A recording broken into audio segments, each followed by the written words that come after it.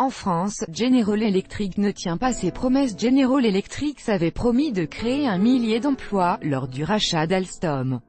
Une promesse restée lettre morte. Getty Images, Bloomberg. 1 millier d'emplois créés, c'était le serment de General Electric suite au rachat de la branche énergie d'Alstom, en 2014. Le groupe américain s'y était engagé auprès du gouvernement français de l'époque. Mais le compte n'y est pas. Et selon les termes de l'accord, General Electric devra sans doute payer une lourde pénalité. 34 millions d'euros. C'est le montant que General Electric devra payer si la situation n'évolue pas d'ici la fin 2018. C'est le PDG du groupe, John Flannery, qui a annoncé la mauvaise nouvelle au ministre de l'économie, Bruno Le Maire, prétextant « un environnement difficile ».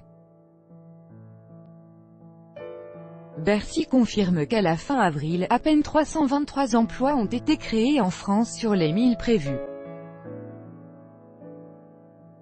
Pourtant, en décembre 2017, General Electric assurait encore qu'il comptait bien remplir ses engagements, malgré les 12 000 emplois supprimés dans le monde par le groupe. Une déception, donc.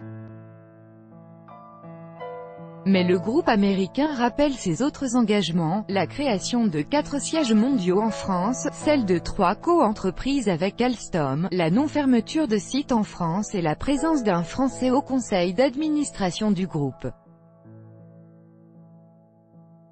Autant de promesses qui, elles, ont été tenues, se défend le PDG. Est-ce que le gouvernement français va assumer son rôle? L'ex-ministre de l'économie Arnaud Montebourg, qui à l'époque optait pour un rapprochement avec l'allemand Siemens, appelle le gouvernement à appliquer les amendes. Il encourage l'actuel Premier ministre Édouard Philippe à renforcer le dispositif législatif qui permet d'annuler une acquisition, quand les engagements d'une entreprise ne sont pas tenus. Les syndicats d'Alstom, eux, sont en colère et s'inquiètent pour l'avenir de toute la filière. Laurent Santoire, délégué CGT, rappelle que « le gouvernement s'est porté garant du processus de rachat de la branche énergie d'Alstom par GE. Force est de constater que les garanties obtenues à l'époque n'en étaient pas. » À ses yeux, la question qui se pose aujourd'hui est, est-ce que le gouvernement français va assumer son rôle et trouver les moyens de garantir la pérennité de la filière énergétique ou va-t-il, ce que l'on presse Sanctus, laisser General Electric entrer dans une phase de désengagement progressif de cette filière énergétique? Il ne suffit pas de tenir de grands discours. À un moment donné il faut poser des actes. Autre question, pourquoi l'État refuse d'entrer au capital? Après tout, poursuit le syndicaliste, les États disposent des moyens du contrôle de leurs filières industrielles. D'autres États, notamment les États-Unis, la Chine, le Japon ou la Russie, montrent que l'État a un rôle à jouer dans le maintien et le développement de sa filière industrielle.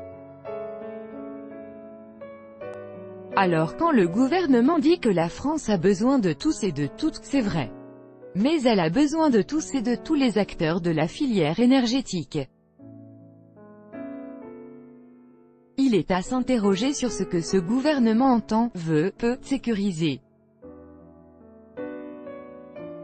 Il ne suffit pas de tenir de grands discours, à un moment donné il faut poser des actes.